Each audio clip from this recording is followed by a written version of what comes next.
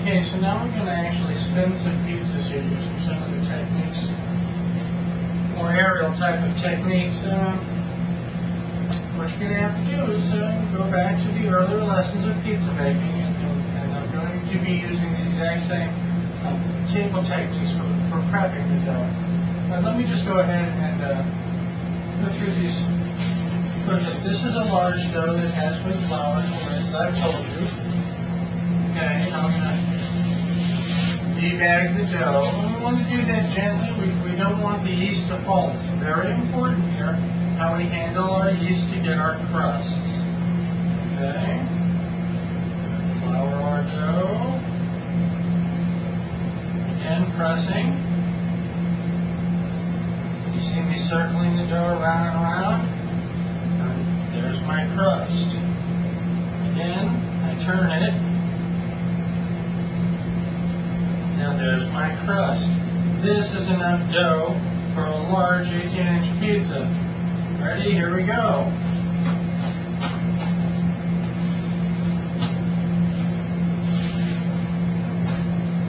And voila! You have a nice 18-inch pizza. Not so tough. Let's do it again.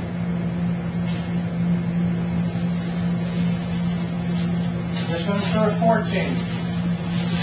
This would be a medium.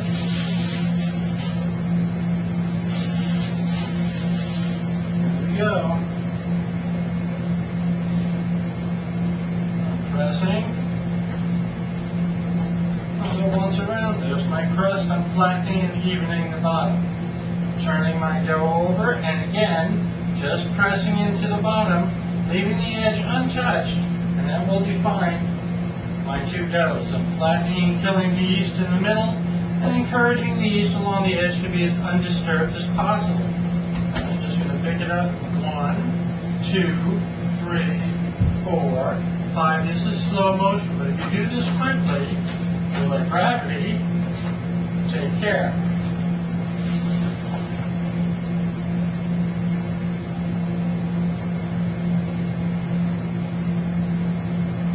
It's actually overstretched.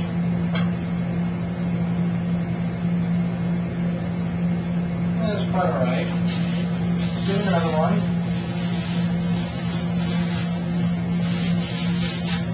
You see, it only takes a few seconds to make a dough onto the board.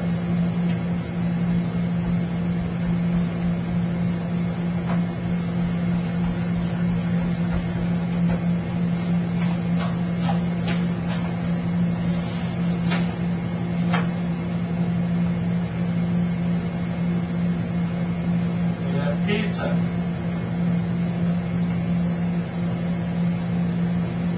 Not so tough. Let's do a small one. Now that's what I call this. It's a slap back and forth between two hands.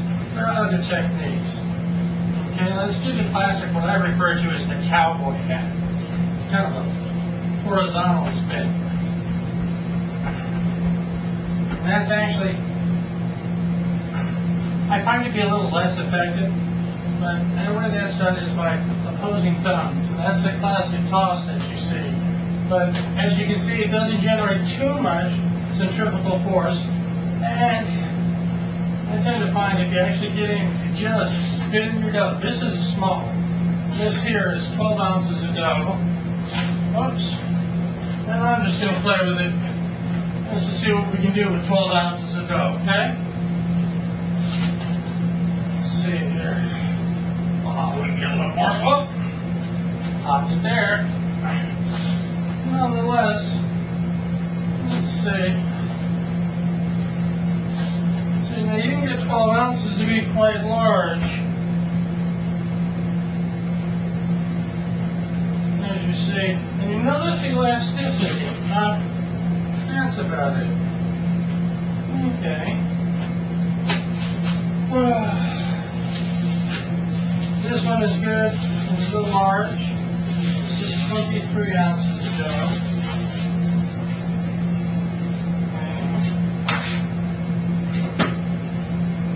And again, just out of the bag, I'm going to start pressing and shaping my dough, rolling my crust about vein, looky there. There's a nice crust. Turn it over. And at this point, I'm going to flatten, make it nice and even. I've not touched the dough. I haven't touched the crust, the edge. Up over this hand, this hand. Now I'm just going to do it just like this. You notice you can see my hands, the heel, the palm, position. Now when I throw it, at this point I'm actually going to take it and I'm going to throw it. I'm going to throw it. I'm going to throw it. Now this stuff takes quite a bit of practice. Okay? You can actually just hand stretch like this without throwing the dough. And you can make them quite large also. Okay, just for the fun. Alright, now, this is the tool that you need to... Now, this is a tool that you need to find, and probably the best place to acquire this is literally at a bar or a restaurant wholesale supply house. What this is an actual bar towel. And unlike the towels you get for at home, these commercial towels are square, not rectangular. And one of these, as this is dipped in water and then wrung out, becomes one of the better teaching aids for learning how to spin your dough and not wasting dough to tear it. This, when you become comfortable with it, that technique or the cowboy technique, okay, when you become comfortable, this teaching aid will save you a lot of dough. Get it? A lot of dough? Here we go. And it's a square towel. Square towel. And there's the technique. Spin, catch. Spin, catch. Spin, catch. That's the technique. And the square towel is key. Well, let me go ahead and just do one, two more. Alright. This is a dough for doing a 14-inch, which is what most people will be doing at home. It's a 14-inch board.